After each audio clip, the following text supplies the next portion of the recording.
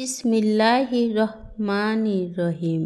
বিশ্ব আধ্যাত্মিক জ্ঞান সঞ্চার দরবার শরীফের প্রতিষ্ঠাতা আমার মুর্শিদ কেবলা গাউসুল আজম শামীম আলী চিশতির দরবার হইতে আমি কুলসুম চিশতি আপনাদের সকলকে জানাই আন্তরিক শুভেচ্ছা ও অভিনন্দন। আমার মুর্শিদ কেবলা গাউসুল আজম শামীম আলী চিশতির লেখা গ্রন্থ থেকে কিছু তত্ত্বকথা আলোচনা করিব। আশা করি আপনারা সবাই আমার আলোচনাটি মনোযোগ ও ধৈর্য সহকারে শুরু থেকে শেষ পর্যন্ত সম্পূর্ণ আলোচনাটি শুনিবেন।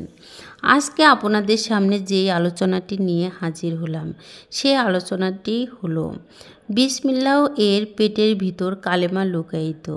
এই নিয়ে কিছু তত্ত্বকথা আলোচনা করিব। বিসমিল্লাহ এর পেটের ভিতর কালেমা লুকাইয়াছে, চেতন গুরু ভজন করে সেজন পাইয়াছে। এক বিসমিল্লাহ সৃষ্টি হইল, বিলিয়ন বিলিয়ন বিসমিল্লাহ হইল। এক থেকে হাজার বিলিয়ন আজও তাহা হইতেছে। কালেমাতে খুঁজে পাই বান্দা, না বুঝিয়া রইলাম আন্ধা। বান্দা ও রাসুল যেথা, সেটাই আল্লাহর অবস্থা আছে। বা সিন মিম তাদের আগে চিন, তারাই হইয়া আছে মেইন। শামীম আলী বলে যায় বিসমিল্লাহ যে খুঁজে পায়, কালেমাকে দেখতে পায়, দেখে যে জন পাঠ করতেছে। কবিতার ভাষায় লেখাগুলো কিছু গল্পের মধ্যে বলিয়া বুঝানো বড়ই মুশকিল।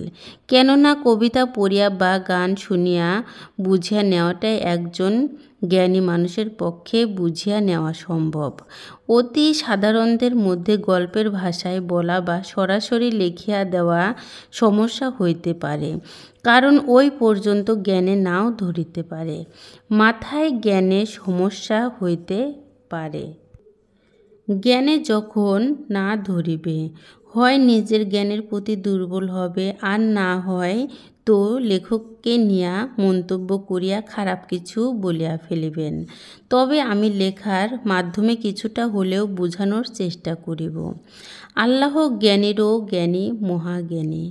এমন কায়দা কানুন করিয়া এই পৃথিবী সৃষ্টি করিলেন যে আল্লাহ ধরাছোঁয়ার বাহিরে চলে গেলেন, কিন্তু ধরাছোঁয়ার বাহিরে নাই, কিন্তু আবার ধরাছোঁয়ার বাহিরেও আছে।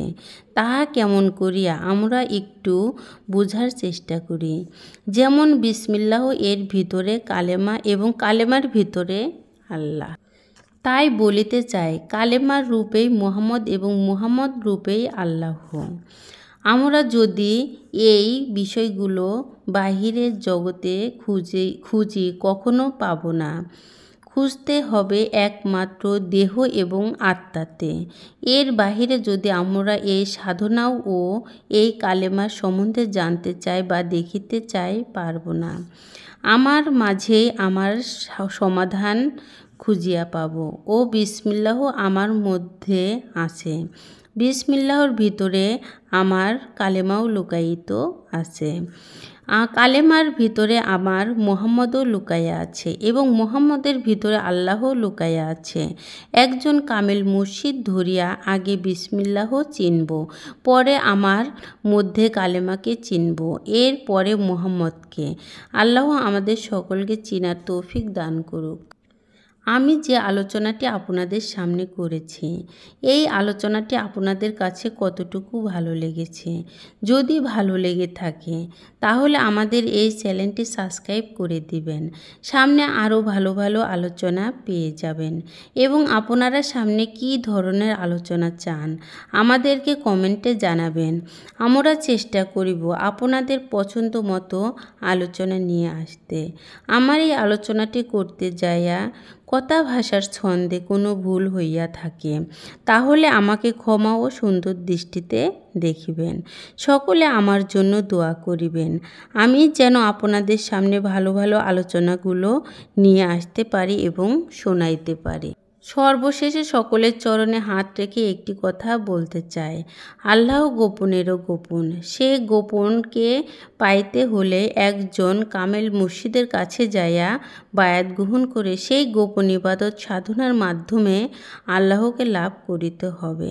সকলে ভালো থাকবেন, সুস্থ থাকবেন। আল্লাহ হাফেজ।